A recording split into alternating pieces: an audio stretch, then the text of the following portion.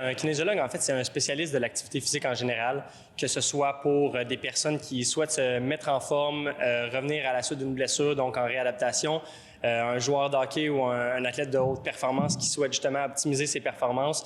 Un kinésiologue se doit d'être versatile puis pouvoir répondre à ces différents besoins-là.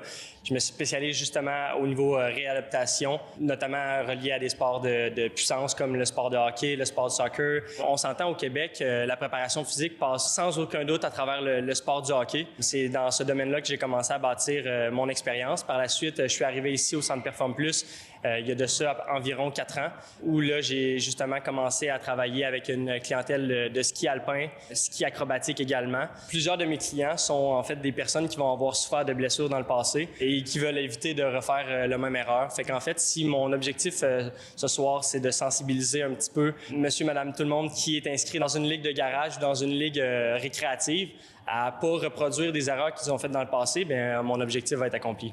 La plupart des gens vont dire se mettre en forme avec une ligue de garage, alors que plutôt, moi, je vois un peu l'inverse. Je vois qu'il faut être en forme pour s'inscrire dans une ligue de garage. Ça demande une bonne préparation. Fait que c'est vraiment de faire une bonne analyse d'abord, en fait, de la performance, puis d'intégrer ces mouvements-là à notre entraînement. De pratiquer d'autres sports va vraiment aider à prévenir les blessures. Va augmenter la condition physique également. Avoir une meilleure condition physique va aussi prévenir certaines blessures qui pourraient y arriver.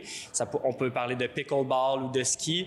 Bien, il va y avoir des changements de direction, il va y avoir des accélérations, il va y avoir des mouvements de rotation au niveau du tronc. Donc, je pense que ça peut vraiment être intéressant là, à ce niveau-là d'intégrer à notre quotidien un autre sport durant la saison morte. Un autre aspect qui est intéressant aussi, c'est d'avoir une bonne activation. En fait, je vais montrer quelques exercices qui peuvent être faits dans une préparation pour le sport du hockey ou pour le sport du deck hockey, qui peuvent être intégrants facilement, que ce soit à la maison ou directement au gym où on s'entraîne. L'activation, pour moi, peut se diviser en 2 sections. On va avoir une activation un peu plus cardiovasculaire qui peut être faite de différentes façons, que ce soit à travers un léger jogging, des sauts sur place, des genoux hauts, des talons-fesses, des pas chassés. Puis, on peut inclure à ça une activation qui soit plus musculaire en faisant des exercices comme un squat. Moi, souvent, ce que je vais faire, c'est que je vais utiliser les exercices avec le plus de vitesse en début de séance.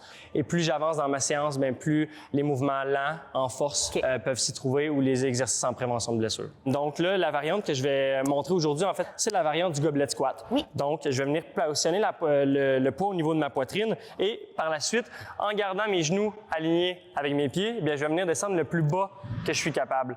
Normalement, on peut viser entre 6 et 12 répétitions, puis plus on maîtrise l'exercice, plus on va pouvoir diminuer le nombre de répétitions et conséquemment augmenter la charge. L'exercice que je présente ici, c'est le crossover sur step, qui va viser justement à venir faire un mouvement de croisement très spécifique au hockey sur glace. Fait que ça peut être fait. Puis, c'est des petits impacts au niveau du bas du corps. L'objectif, me déplacer le plus rapidement possible sur le step. On peut viser un 16 répétitions.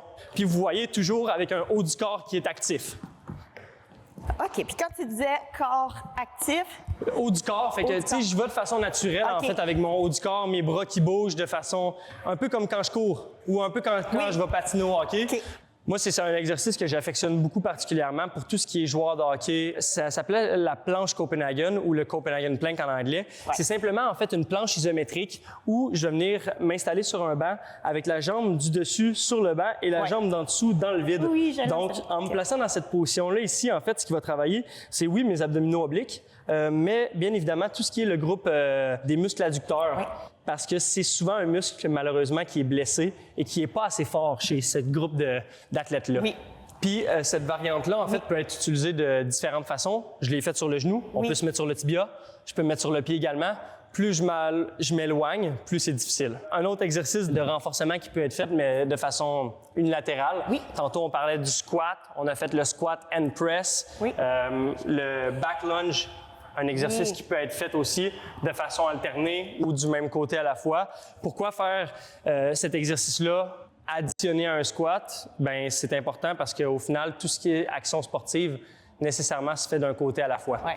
Fait que dans un mouvement unilatéral comme ça, encore une fois, comme on a la prise gobelet, on le garde au niveau de la poitrine, j'active mes abdominaux et je fais un pas vers l'arrière. Le poids va rester majoritairement sur la jambe avant et je vais revenir les 2 pieds collés et je vais changer avec l'autre jambe par la suite.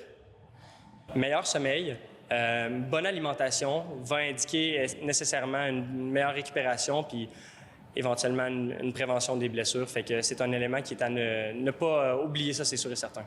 Si jamais vous avez des doutes par rapport à l'entraînement que vous faites, puis que vous souhaitez avoir un encadrement un petit peu plus structuré, n'hésitez pas à venir consulter un kinésiologue ou un préparateur physique. Ça va toujours nous faire plaisir de pouvoir vous aider à atteindre vos objectifs et répondre à vos besoins. J'espère maintenant que vous êtes convaincus que la préparation puis la prévention, c'est important. Faites attention à vous et joyeux temps des fêtes!